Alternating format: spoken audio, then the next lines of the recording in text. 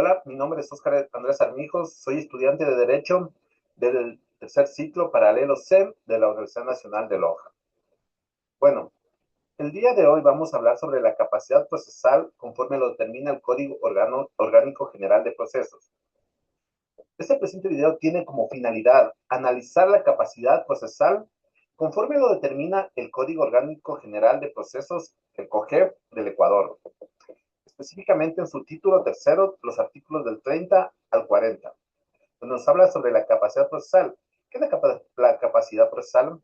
Esta es la actitud que tiene una persona para comparecer por sí misma ante los órganos de justicia y realizar actos validados. El COGEP regula quiénes son las partes del proceso y regla general de capacidad y las distintas formas de representación cuando la persona no puede comparecer directamente. Empecemos. Las partes, ¿qué son las partes? Son partes quienes proponen la demanda, tanto como la parte actora y contra quien se la propone que viene a ser la parte demandada. La capacidad procesal o regla general, que está en el artículo 31, nos dice que toda persona es legalmente capaz para poder comparecer al proceso, salvo las excepciones de ley. Las y los adolescentes pueden ejercer directamente las acciones judiciales encaminadas al ejercicio y protección de sus derechos y garantías. También nos dice que si ciertos incapaces contraen obligaciones, se admite su comparecencia respecto a estos asuntos de acuerdo con la ley. En la representación de menores de edad e incapaces, que nos habla en el artículo 32, la cual nos dice que niñas, niños, adolescentes y quienes están bajo tutela o curaduría comparecen por medio de su representante legal. Quienes están bajo patria potestad son representados por la madre o el padre que le ejerza, a falta de estos por la o el curador designado.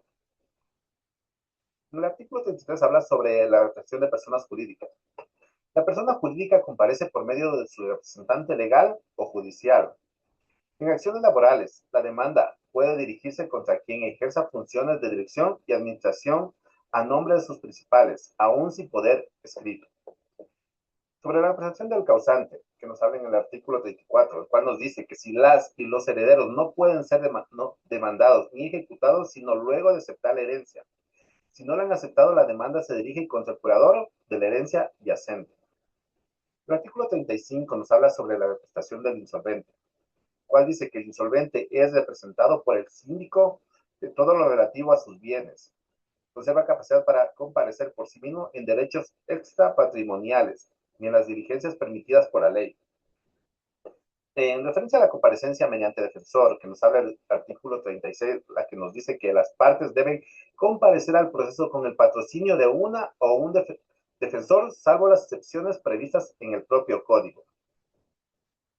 En el artículo 37 nos dice sobre un procurador común, la cual nos explica que si dos o más actores por un mismo derecho, dos o más demandados, y sus derechos o excepciones no son diversos ni contrapuestos, el juzgador dispone que nombre un procurador común.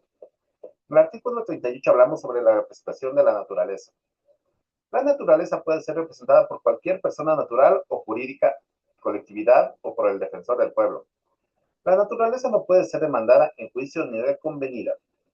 Y también nos dice que las acciones por daño ambiental y por el daño a las personas o su patrimonio se ejercen de forma separada e independiente. En cuanto a las medidas y previsiones de doble reparación, las cuales se hablan en el artículo 39 y 40. El artículo 39 dice que si con otras leyes ya se logró prevenir, evitar, remediar, restaurar o reparar los daños ambientales, no es necesario tramitar estas acciones si no existen tales medidas. El juzgador las ordena. En el artículo 40 se refiere a que se prohíbe la doble recuperación de indemnizaciones si los terceros afectados ya fueron reparados a través de la acción de daños ambientales. Para concluir el tema, puedo decir que el COGEB establece como regla general que toda persona es legalmente capaz para comparecer al proceso, salvo las excepciones de la ley del artículo 31. Sin embargo, cuando la persona no puede actuar por sí misma, el código prevé distintas formas de representación. Los menores incapaces actúan por medio de su representante legal, las personas jurídicas por su representante legal o judicial, y los herederos responden luego de aceptar la herencia. El insolvente actúa por medio del síndico e incluso la naturaleza como sujeto de derechos puede ser representada por cualquier persona o por el defensor del pueblo. Todo esto garantiza el derecho a la tutela judicial efectiva y el debido proceso, reconocidos en la Constitución de la República del Ecuador.